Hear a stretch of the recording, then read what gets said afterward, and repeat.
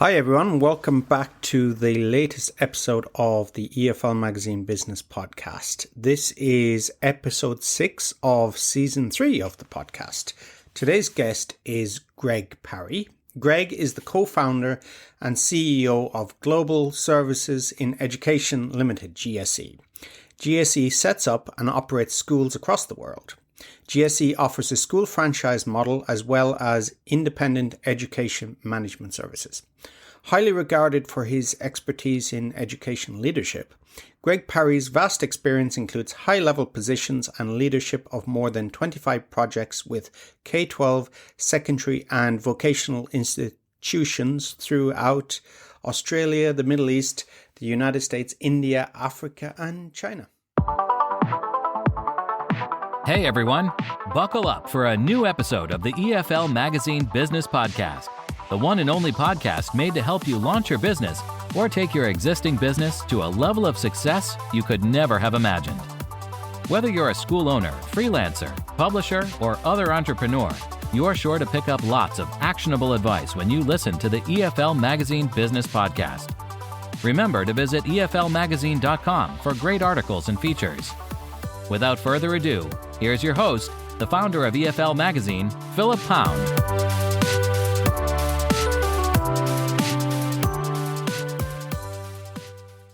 Hello, everybody. Welcome back to the latest episode of the EFL Magazine Business Podcast. And today's guest, I'm really delighted to have, is Greg Parry. And Greg is the CEO and co-founder of gsinEducation.com. Is that right? What's the full name of your company, Greg? Yeah, Global Services in Education is our company. Nice to catch up today, Philip. Nice to meet you, Greg. Yeah, and you're in Kuala Lumpur today, or in most days. Yeah, that's right. Yeah, yeah, most days. Sadly, the pandemic means that I can't move around very much. Recently, we just got back from a trip to the US where we visited my wife's family. But yeah, we're sadly unable to fly very far or very frequently at the moment. Yeah, but like most of us. But if you're listening to this 2 years later, 5 years later, 10 years later, you know, this is the Corona era. But so you live in Kuala Lumpur. It's a good place usually as a hub for travel, isn't it? As we mentioned before the podcast. I mean, Air Asia still flying from Kuala Lumpur?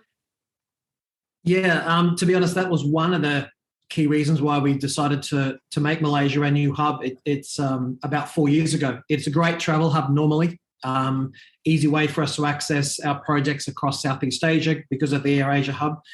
Air Asia is still flying. They've certainly been under financial pressures like all airlines, but starting to open up hopefully, and certainly a lot more domestic flights and regional flights happening now. But of course, you don't sound like you're from Malaysia originally. So tell me a little bit about your background, Greg, where you're from originally and how you got to KL.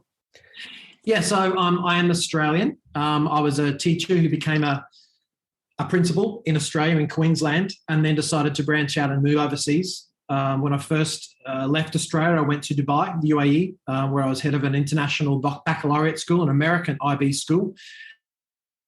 And then sort of began that gypsy journey across the world where we opened up our own company, and I've now worked in India, US, lived in China for 8 years, Malaysia for the last 4 years, but we've actually worked in 25 different countries across the world in the last 10 years. So certainly working very much internationally across the education space. Wow. So we'll go back a little bit to the UAE. I don't know if you're listening many years from now, but this is January 2022. Just recently, there's been a documentary series on the BBC about the UAE, well, in particular, Dubai. And so tell me, when you went to the UAE, went to Dubai, and how that was, your experience there? Yeah, so I went there in 2008 and was secondary principal in a relatively young school, an American IB school. I guess we were just coming off the peaks there. Things were certainly expanding rapidly, and just post 2008, things got a little bit tougher. but it was a school that quickly became 1,200 students in just a couple of years. And it was my first foray into international education. People said that I was certainly up against it, being an Australian. How could I possibly lead an American IB school as an Australian who hadn't worked overseas before? Thankfully, I broke that rule and received that senior appointment and adapted quite well, I believe. But in a very interesting environment where there were 80 nationalities of children and 24 nationalities of teachers. Okay, wow. So did you start the school from the ground up, or did you come in? Was it already established? No, I came in, I think it was year 3. And so there was a previous head there prior to my time. And then I moved in and took it over from that time for the next couple of years. And certainly learned what it was like to work in the early years of a new school opening, creating curriculum from scratch, building culture, values, beliefs, mission, etc. Very interesting project that certainly gave me a taste of international mindedness and the international world of education. And your background, of course, was education in Australia. How would you see the education in UAE and international schools as being different from Australia? What did you learn? Well, it's funny, like all of our home countries, I hear a lot of people in Australia criticise the education system or the life of teachers in Queensland. I think it's really unfair. I had a great foundation of training and development as a young teacher and as a principal in Queensland, and I think it created the foundation for my skill set that I was able to then apply internationally. One of the advantages of an Australian or Queensland-based curriculum is it's very hands-on. You design curriculum for context. It's not textbook driven. And it helped me adapt really well for the complexity of an international environment. I had developed the skills. I understood pedagogy from a real foundation stage. And I think that really helped me. Obviously, the UAE was different. But having said that, we didn't have behaviour management issues like I might have had in Australia. The children were generally quite well motivated. However, they were mostly all ESL students, certainly from high socioeconomic backgrounds and a different kind of profile. Okay, so when one thinks of the traditional role of a principal, isn't it? Maybe from Ireland, maybe UK, Australia, America, wherever, is that marketing promotion is not generally part of your skill sets. Is that something you had to learn, how to promote the school, how to make it appeal to international expats and as competing maybe with other international schools? Was that something you had to learn along the way, or? Yeah, look, you've hit on an interesting topic that I find quite interesting and have become quite passionate about over the last 10 years since we've set up our company. Yeah, you're right. Principals traditionally in their home countries don't have a big focus on the business or financial side. There's not a focus on marketing. And to generalize, educators don't tend to know a lot about business, and business people don't tend to know a lot about education. So that's why our company was created, because we felt there was there was a gap in the market, and we filled, I guess, a niche of that bridge between the two parts. There are many principals who might claim to be good at those things, but the truth is you're learning on the job and you have to develop these skills over time. And in those kind of commercial environments, you have to learn very quickly about how to meet the client's needs in a different way. Okay, so you went to UAE and you had to learn quite quickly, but I suppose that's a lot of jobs are like that. Even if we learn these things in college or in pre-orientation courses, we always have to learn on the job. So tell me about the challenges starting out in the UAE in your job. Look, I think the first challenge I faced, but I think it was something that I successfully navigated, was just the complexity of a different cultural environment. People tend to think that different cultural environments are about the food and the fashion and the language, etc. But it's got nothing to, that's really not the key priorities. It's really understanding how people think and how people behave. So I think that was one of the first things I really had to learn and be open-minded about it. I see teachers that really struggle with that. They struggle with understanding that there is a different perspective or a different way of seeing things. And I think one of the advantages I had of that first school in Dubai was that it was so different. when you have 24 nationalities of teachers and one teacher puts their hand up during an orientation program and says, hey, let me tell you what I did in my old school last year, people tend to roll their eyes pretty quickly because it's not as relevant. It was a melting pot of difference. So 80 nationalities of children, there's so much diversity. So I think that melting pot environment where there was no, where it was all so different helped me adapt more quickly. I think generally when people put their hands up at meetings, eyes roll anyway, don't they? Because we want to get out of here and, just start the new term. But so that was very interesting. And how long did you spend in UAE? Yeah, I was there for 2 years. And then I moved from there to India in the US, where I set up an international school in Mumbai.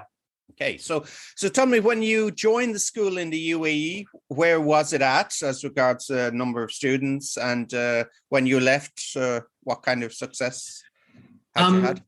The school, the K-12s, I was looking after secondary, but the K-12 school had about 1,200 students.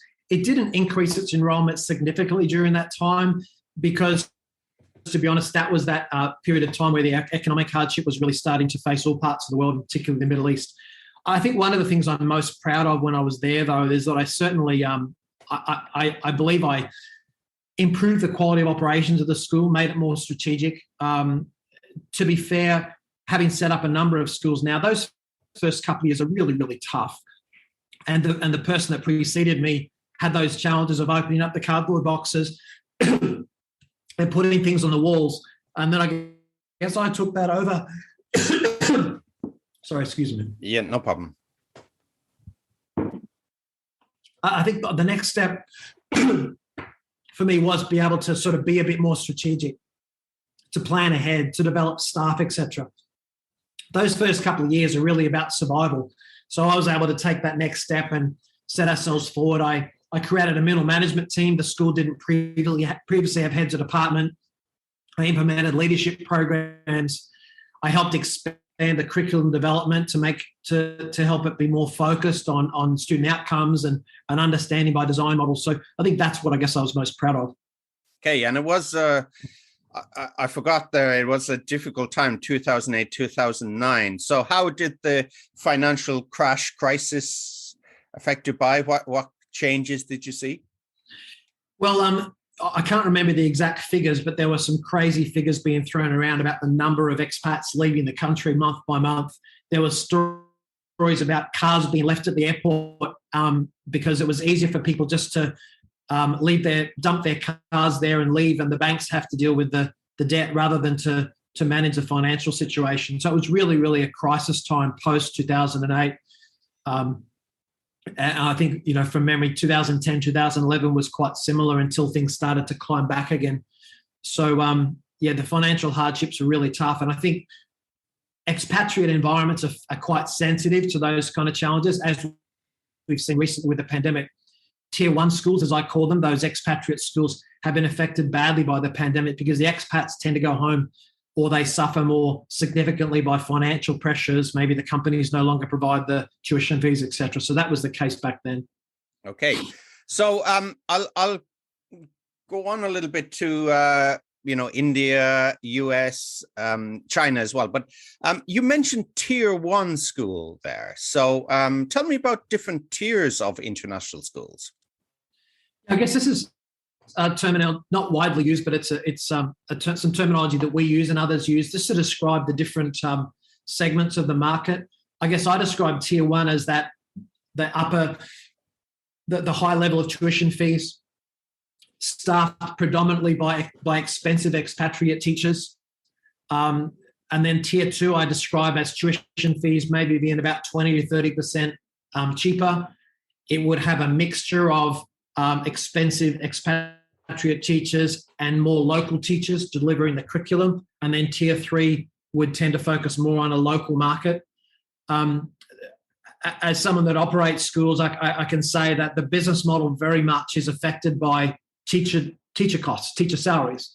50 to 70% of teacher salaries make up operational costs. So the tuition fees for a school are very much influenced by the expensive teacher salaries. And I guess that's why we tend to describe those market segments as Tier 1, Tier 2, and Tier 3, influenced very much by teacher salaries at each of those points. Okay, so let's say tier one school. What's the average salary for a teacher in a tier one school? Not giving away any secrets here, but that's. I mean, tier one schools, you're looking at for a K-12. Yeah, you're looking at $40,000 to $50,000 US dollars per year for a tier one school, and probably tuition fees in the range of $20,000 to $30,000 per year. Okay. Depending on the location in the market. Yeah. And of course, that's tax-free.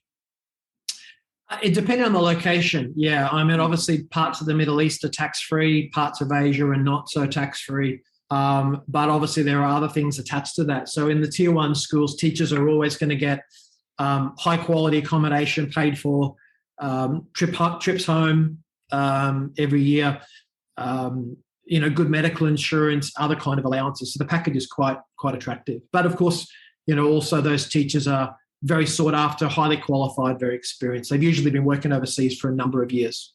I see. Yeah. Well, I was thinking of UAE there. So, so you then up sticks and you went to India. Was that right? Yeah. So I started a project where we were setting up a school in Mumbai, which was duplicating the vision of the school in the US. So I worked in the first part of that phase. Sadly, the monsoon rains ended up delaying that project. So the construction was delayed and I ended up moving on to China. But it was an interesting first step into setting up schools from scratch. And that's where we got our passion for setting up schools. When we moved to China, we received many requests by business people, developers that needed our expertise in setting up schools. So that was a nice foundation for us. Okay, and where did you go in China? We started in Chengdu, Sichuan province. So we were there for 4 years. And then we moved on to Beijing, where we were there for 4 years as well. So our early projects there were working with Chinese-owned education groups, helping set up and also operate the groups of schools. Okay, so when you say set up a school, are we talking about a greenfield site, brownfield site? Is there already a building in place, or what's involved there? Literally all of those things. Greenfield projects are particularly exciting and challenging. We've done a number of greenfield projects where we've literally worked with architects and designed the school from scratch. And we've also adapted buildings. So we've also fitted out existing facilities as commercial retail complexes as schools. To describe, I guess, what we do is we start off with a market research and feasibility study, a 10-year financial plan so that the school operator knows what's required. Then we do the conceptual design, like what's the vision and the mission, what does the community need in response to that research we've done.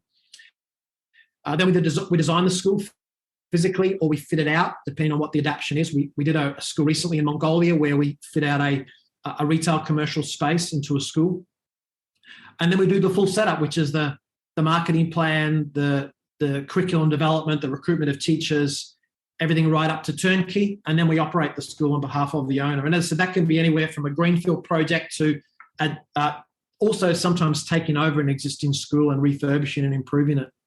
Okay, you read my mind there. I was going to say turnkey solution, but you were on that one. But so what physically designing a school, laying out a school, what's involved there? What have you got to consider? Well, look, I mean, many people don't realize, including investors, that a school's not just a school. A British school's not just a British school. I mean, what is it about that British school that makes it unique? Otherwise, it's just another Harry Potter Eton College school, as I joke about. That's what everyone wants in China. So you've got to start with understanding what is that vision and mission. Is it a school that focuses on science, technology, the arts, whatever it might be? And that's going to influence the design. So that's why we spend a lot of time in the early phase focus on vision and mission. And might sound very airy-fairy and very dreamlike, but it is important to spend some time in that space. And then, as I said, we're not architects, but we've become fairly well regarded for designing schools because we've worked with some really good architects. And the first phase, I guess, is space programming, deciding how much space you need.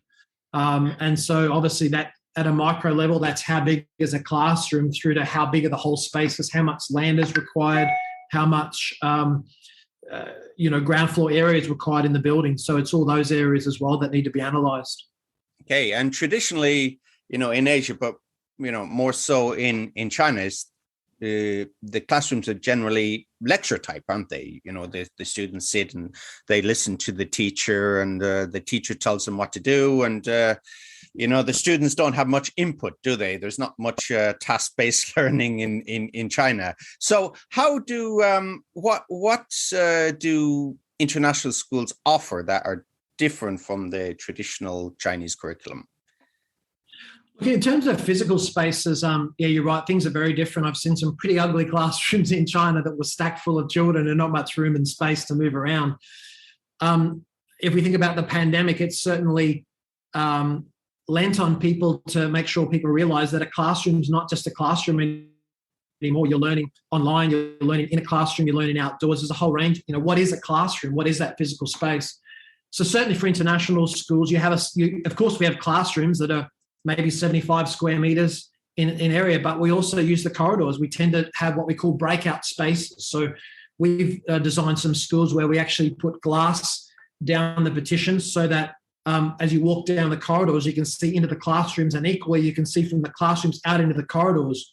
And those corridors become classroom areas. They become breakout spaces where children can work independently. So if you think, I used to like to use the analogy of the WeWork Google workspaces for adults. We recognize that we have to work in different ways. Sometimes we need to be in groups, sometimes independent and quiet spaces. Sometimes it's more of a traditional environment. So same thing with education.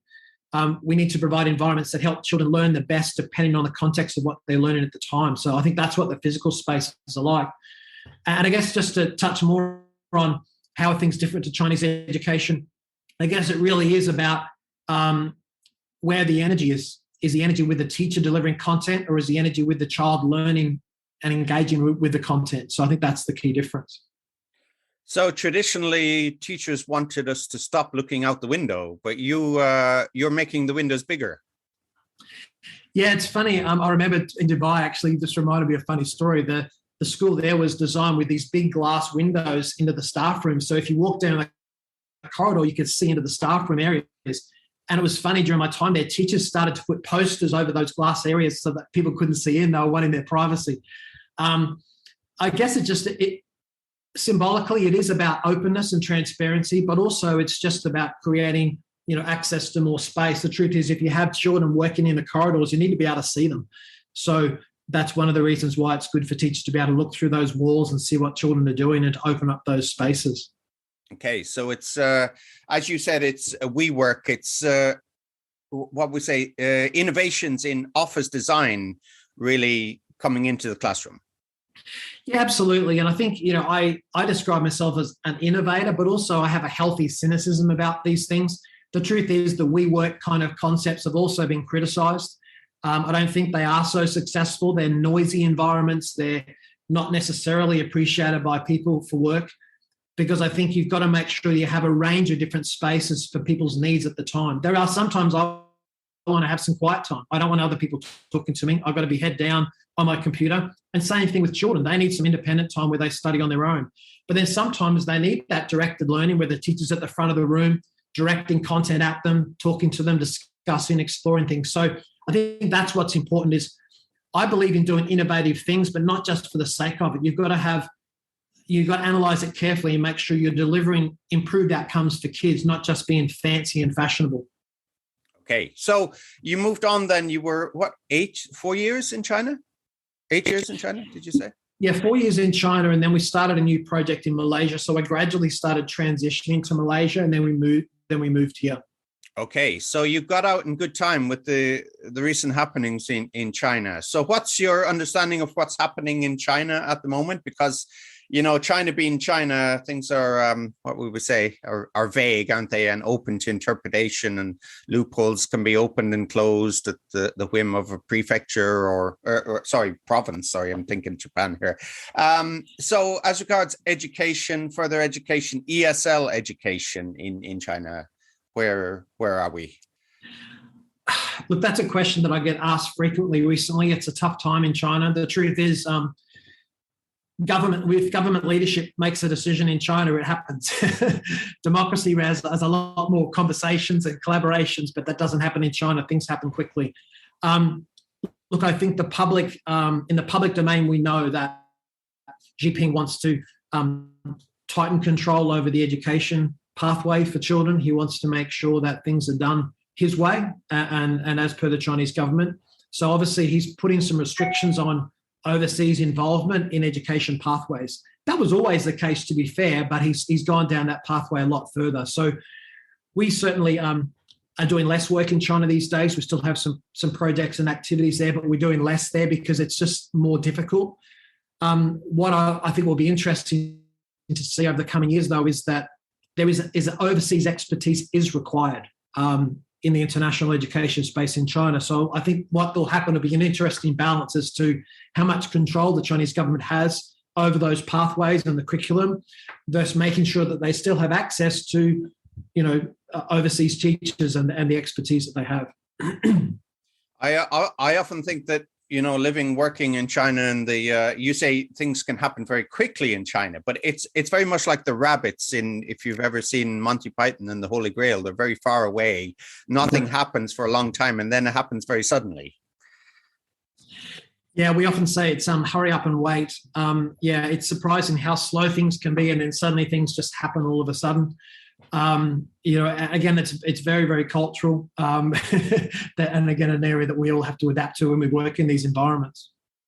Okay, so you moved on from China, you moved to KL, and now you're international. You've set up schools all around the world. Tell me where you've set up schools. Yeah, so we had a project in Palestine that unfortunately had to pause because of some construction issues, but that's probably one of the earliest, most interesting projects we did. Setting up one of the first premium international schools in Ramallah. We currently have a project in Western Africa. We have a project in Mongolia.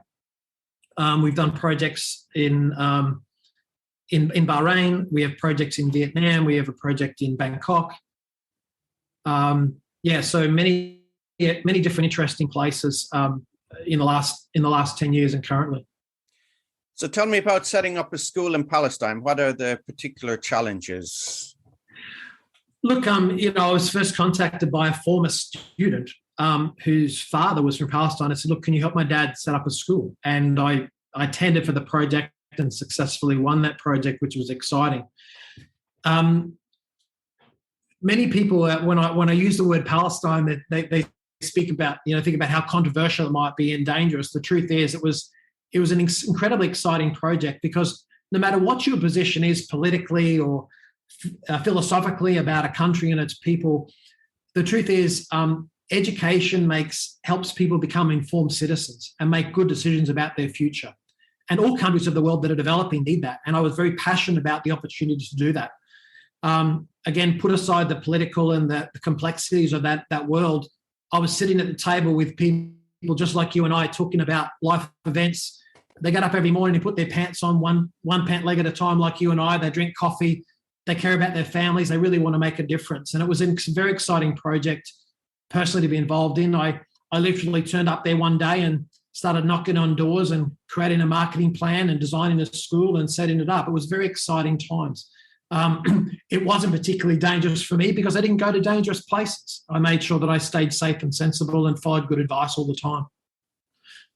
Okay, so you mentioned something there, which was putting together a marketing plan. So you're putting together a marketing plan for an international school. Obviously, there's the considerations of the local areas and the laws as well, isn't there?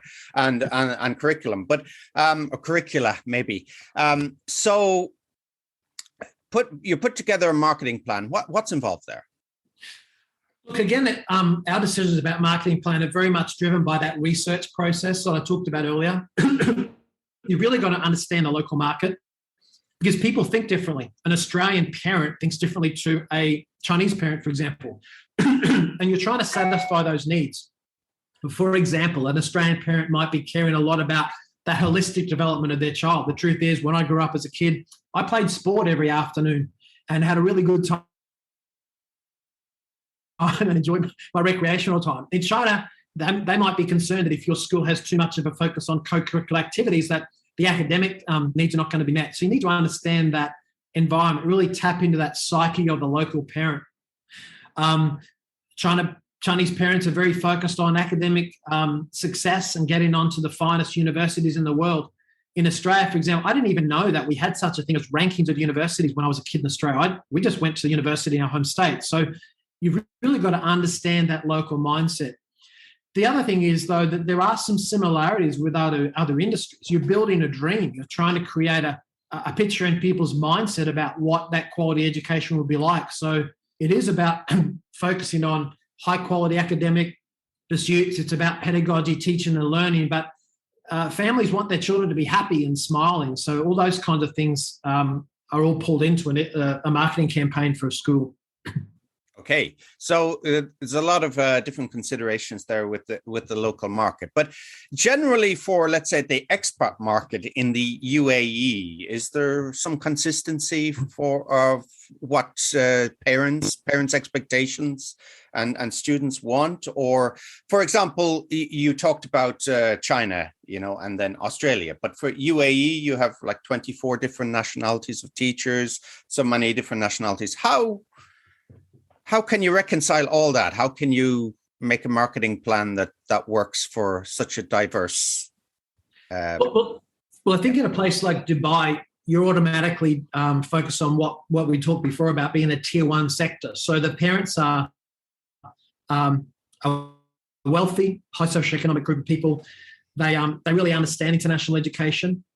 Where in the developing countries such as China, they haven't had so much exposure. They're not as sophisticated in terms of their market understanding. So it does make those diverse groups in a place like Dubai more similar, because they all tend to be high-level professionals. But there is difference. Japanese, Asian, Korean families are going to be a little bit more academically focused. But what we found in Dubai, which was interesting, is that you didn't need to spend a lot of money on marketing. You had to do a really good job at operating the school, and people soon found out about it. There's a website in Dubai, I'm trying to remember the name of it, but basically what would happen is that expat families would come into Dubai and they jump online and they join this particular website where all the families, all the mothers and sometimes the fathers would share stories about their schools that their children attended. And so that word of mouth was accelerated by social media. And that's certainly been my philosophy around social media more recently, is do a good job, then shine a spotlight on it. I think that was the key focus in Dubai, is that those fan city marketing teams, marketing strategies quickly get drowned out by real practice and the parents sharing real stories about what their children were doing. So very important to run your school well and shine a spotlight on those things.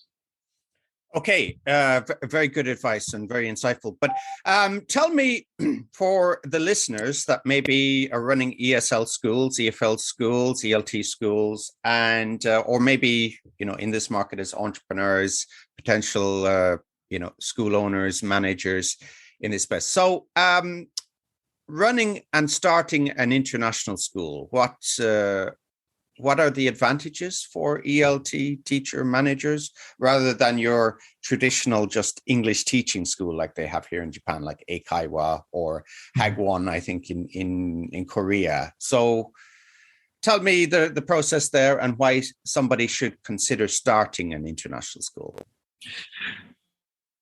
Look, I guess I'll probably start with the statement that we shouldn't be naive about how simple it is. When we first launched our company internationally, it was really tough because we had these grand ideas that we could do it better than everyone else.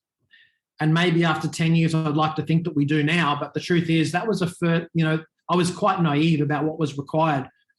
I had to understand the business side. I had to understand the marketing side as well. That was an important step. And many of the listeners might go, oh, no, that's okay, I've got that covered. The truth is it is very, very different. I've had to become pretty good at almost everything. And then over time, I've been able to employ people that are stronger than me in those key areas. But in the beginning, you have to have a wide range of skills. So that's really important to understand. I think, though, when you launch your own business, that's what you're ultimately beginning is you're saying that you can do it better than other people. Because otherwise, why are they going to choose you? So you have to have a market niche. You're not just a language teacher. What is it about you that makes you unique about you as a language teacher in your profile. So why will your business be better than somebody else's? Because if it's, you're tackling the big boys, you're tackling the big companies that have got far greater exposure and traction than you're going to have. So you need to really make a difference and be special about it. Okay, and you mentioned the big guys there. I think a lot of the better known public schools in the UK have schools in China, don't they? I'm thinking of maybe Eton. I think they lend their name to a number of schools in China. So you're coming up against the big guys. You're an independent operator. How can you differentiate? How can you show value to?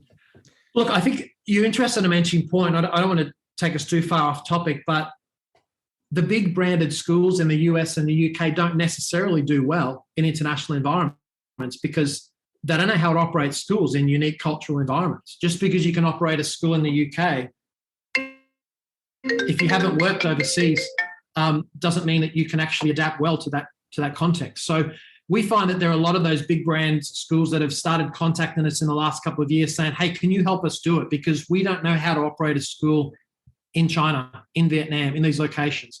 So I guess I just want to make the point of don't assume that a big brand is going to be better than you, because that gives them a sign out the front, but that's all it gives them.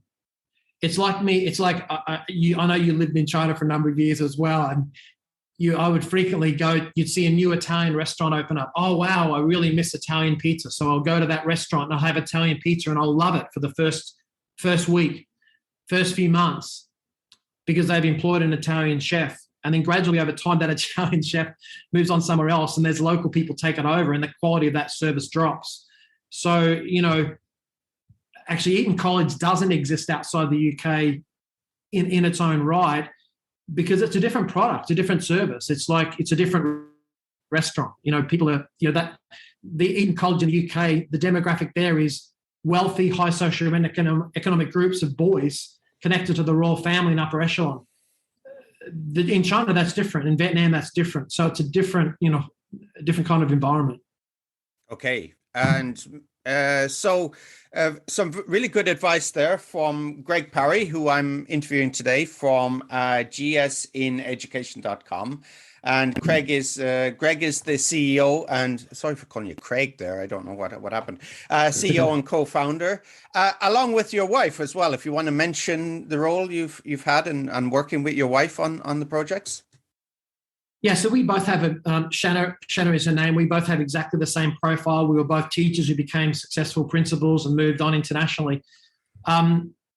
What we tend to do is we divide our profile across the company. She tends to do existing operation of schools, and I tend to do the startup parts, basically because as partnerships in a business, you need to have separate roles so you don't tread on each other's toes. But our profiles have been very complementary, and it's been great to be able to work together and be able to complement each other in those roles, because we both have an understanding of education and an understanding of business and K-12 and higher education as well. So that's helped us become successful. And working together and then coming home. I mean, we can have good marriages, but some things we can't do. I think I watched a well-known celebrity saying that, he works with his wife, but actually he would never play tennis with his wife because he tries to coach her and then she gets... So do you have those challenges as well? Or are things going smoothly working together? Things do go smoothly. I guess we've had those times, but we've just realized that there are more than one way to do things. We both have a very different leadership style, and how she would operate a school and how I would operate a school would have a lot of similarities, but also differences. I'm not sure if you know much about Myers-Briggs personality profiles, etc. We have a different personality profile, but there's more than one way to do things, and we recognize that. So we give each other advice and we talk professionally at home, but we ultimately let the other person take the lead, because ultimately they're going to take responsibility for it.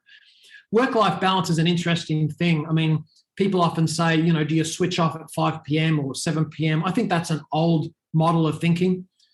It's the truth is we do work 24/7, 7 days a week at times, but we tend to describe our lifestyle as working hard, playing hard. And I don't mean about partying hard. I'm too old for that. What I mean is that when we're working, we're 100% committed, and we're trying to deliver as many efficient outcomes as we possibly can. And in a short period of time, we deliver a lot of work output. And then we stop and we focus on our own time for ourselves, time for each other, relaxation as well. So I'm sort of done with those arguments that, I turn my email off at 5 o'clock or whatever. You do what's right for you, but I believe you're better to focus on, putting as much energy into your leisure and recreational time as you are your work time when it's appropriate. Okay, so for our listeners, or one of our listeners who may be thinking of starting an international school and engaging you as a consultant, tell me about your service. First of all, we've written more than 150 different blogs, I think, now on international schools and setting up schools. So if they go to our website, you can get a whole lot of free information. And we're happy to do that. We made a decision a number of years ago to be the loudest voice in the space, to be the experts in the industry. And the only way you can demonstrate that is by sharing it with other people. So if you go to our page, you can get a whole lot of information without any cost at all. So happy for people to do that. In terms of our services, we're a full service turnkey solution. We do everything.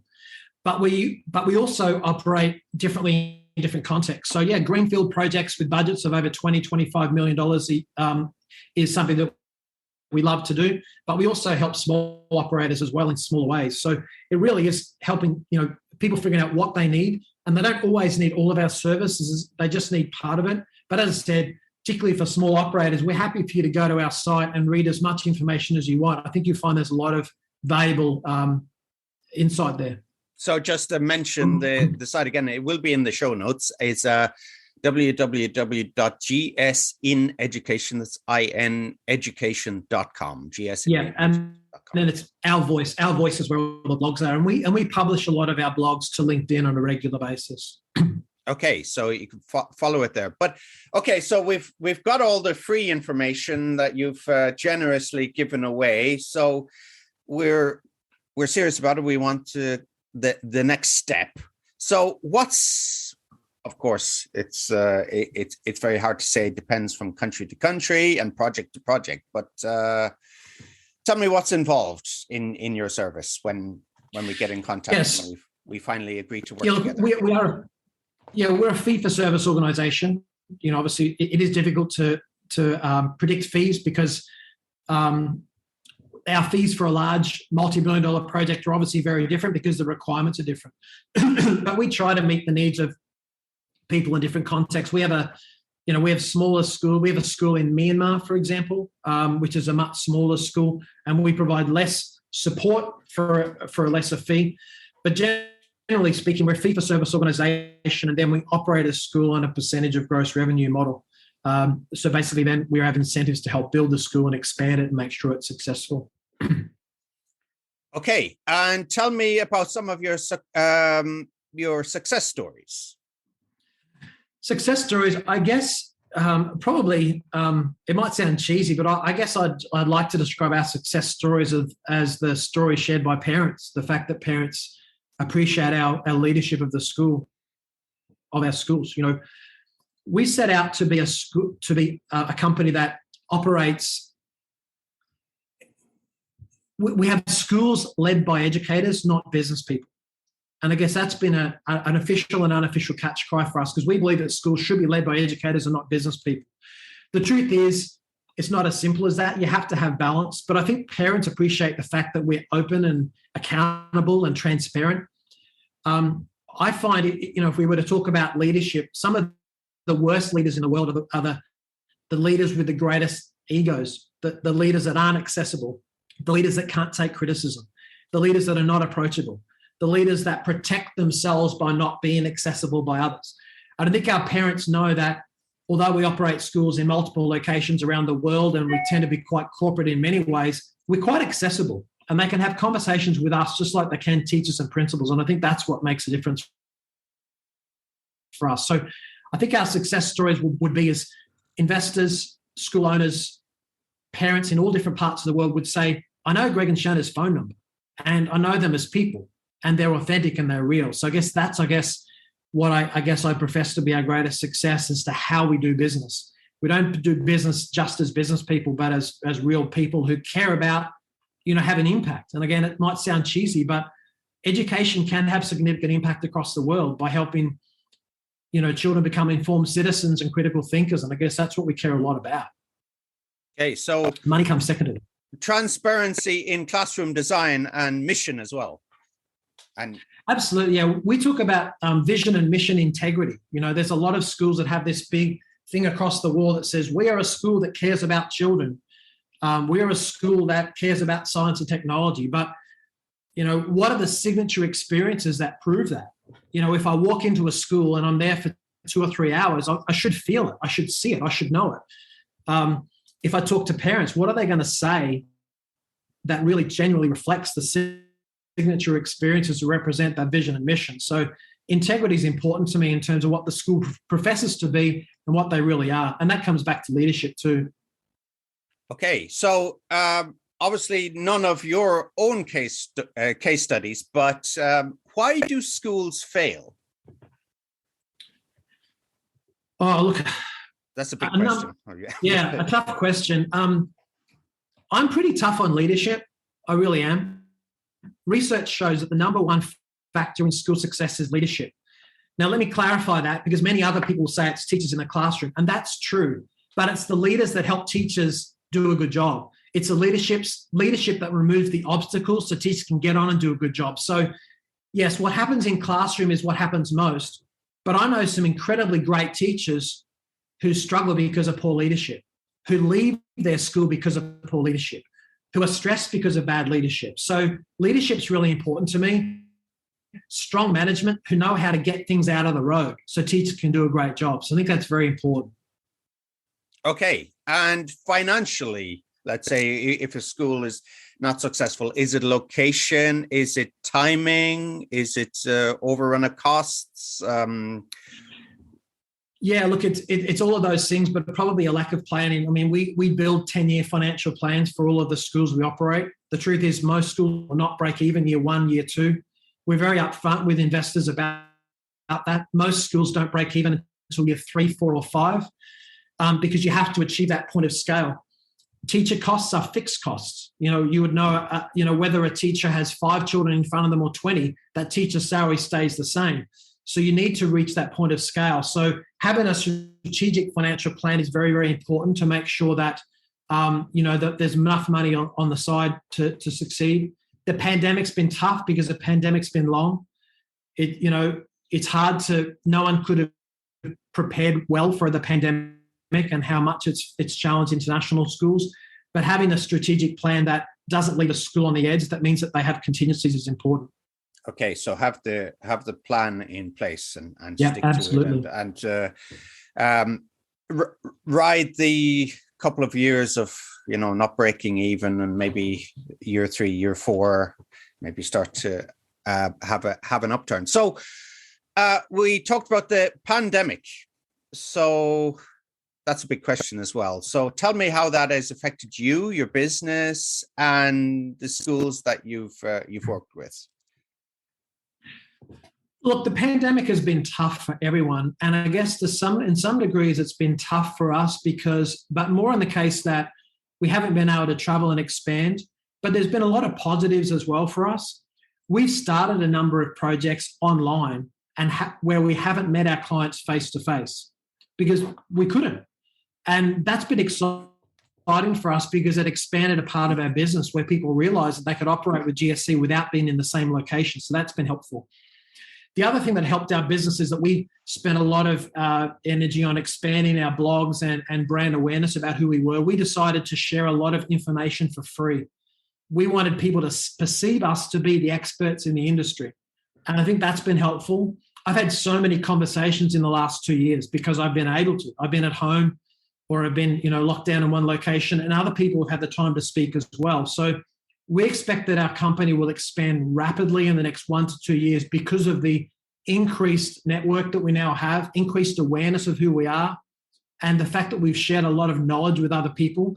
So there's a lot of people that maybe weren't quite ready to pull the trigger during the pandemic because of financial reasons, but they know more about international education and know who we are. So therefore, they're ready to expand. And I'd really recommend other people to adopt this philosophy. People get very protective about their expertise. Oh, I don't want to share this because people might steal it. they can steal it if they want. They can have whatever they want from GSC. The truth is, you've got to be able to do it. You've got to be able to execute it. So don't be afraid of sharing information, because it proves that you are good at your job. There's no point telling people you're good at your job. You need to show people you are. So in our voice, hopefully people have understood that. And I believe that's what's been helpful for GSC. Okay, and just a reminder there that Greg's website is www.gsineducation.com, and you have 150 posts on international schools. So tell me a little bit about the posts and what you cover there on the site.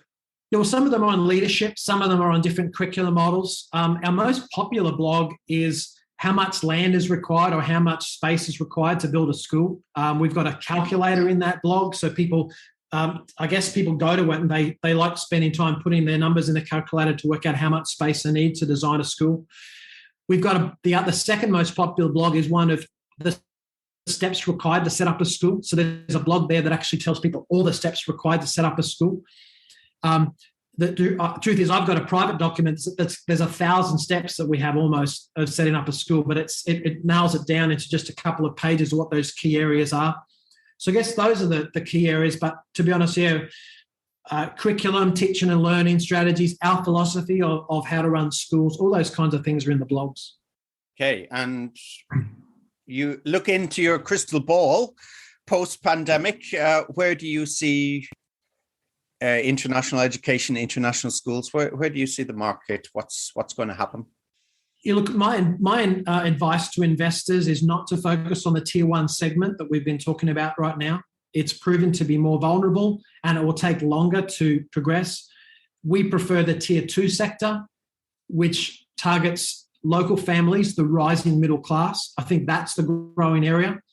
So I think that's the area of focus, is that next tier of tuition fee or market. Vietnam is a hotspot. The pandemic has really, unfortunately, put a stop on that, but we've had a number of projects in Vietnam, and we continue to believe that that'll be the next expansion area. We're currently in discussion for some new projects in Saudi Arabia, and we're looking forward to making announcements about that very soon, where we're having some high-level discussions about multiple schools in Saudi. We're excited about that as well because, again, we'll be a part of the reforms. We'll be able to have impact on the next generation of children in Saudi Arabia as the country starts to make new reforms. We're also getting a lot of inquiries from Africa, the continent of Africa, smaller schools, but obviously there's a big demand in Africa as well. So I guess those are the hot spots for me going in the next couple of years. The other area is virtual schooling, hybrid online learning. We've been assisting with a couple of projects recently where people have wanted to set up virtual schools online. And I guess the pandemic has shown that some people actually prefer it and like it as a mode of operation. And certainly that demand needs to be satisfied. Okay, so we're talking to Greg Parry from gsineducation.com, CEO and co-founder. So Greg, if people want to avail of your service, if they want to work with you, want to work for you, what's the best way to get in contact? I got in contact through LinkedIn, so you can start there, I suppose. Yeah, LinkedIn is probably the place that most frequently people contact us. But through our website, there's a contact form where you can send us an email.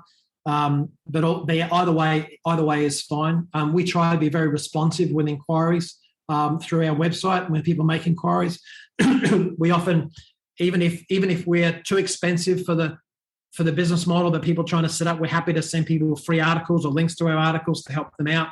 And also sometimes we help people out just in a small way, on a small retainer, just to coach and mentor people along the way. So there's a range of ways we're happy to serve people. Okay, so you can get in contact with Greg through LinkedIn or through the website. Greg, it's been a fascinating chat today, and thank you very much for all the useful information. I hope our listeners, and I'm sure they will, get great value from it.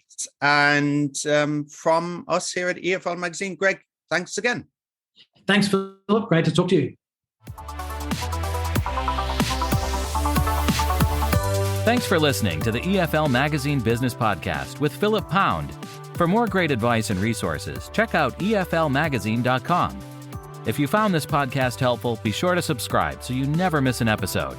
See you next time.